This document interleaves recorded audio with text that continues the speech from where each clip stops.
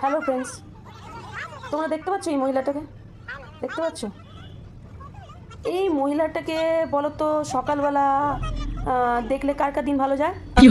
আমার তো দিন ভালো যায় না। তোমাদের যায়? আমার তো যায় না।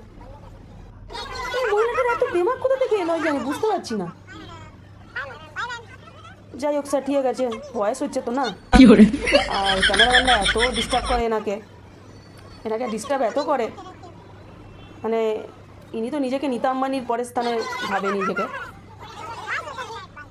কি বলবো, যাই হোক, কিছু কিছু ক্যামেরাম্যান ওনার পেছনে পেছনে করে এত কথা শোনার পরও কি দরকার এই সমস্ত সেলিব্রিটির ছবি নিয়ে? কি দরকার? যারা পছন্দ করে না তাদের কেন আপনারা জ্বালাতন ডিস্টার্ব করছেন? আর এই সমস্ত যাদের বয়স হয়ে গেছে, সমস্ত আন্টি ফান্টি ছবি নিয়ে কি হবে? আপনারা যান, নতুন কোনো নিউ কামার যারা উঠছে তাদের পিকচার নিন, সোশ্যাল মিডিয়ায় ভাইরাল করুন। এই সমস্ত, যাই হোক, সমস্ত মানুষের পিকচার নিয়ে কী হবে? কিছু হবে না।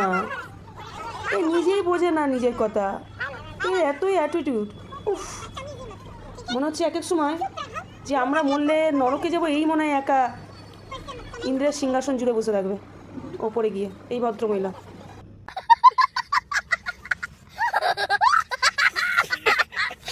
তো একটু হয়ে থাকে তাহলে আপনারাও ছাড়বেন না তাকে, কি বলবো আর।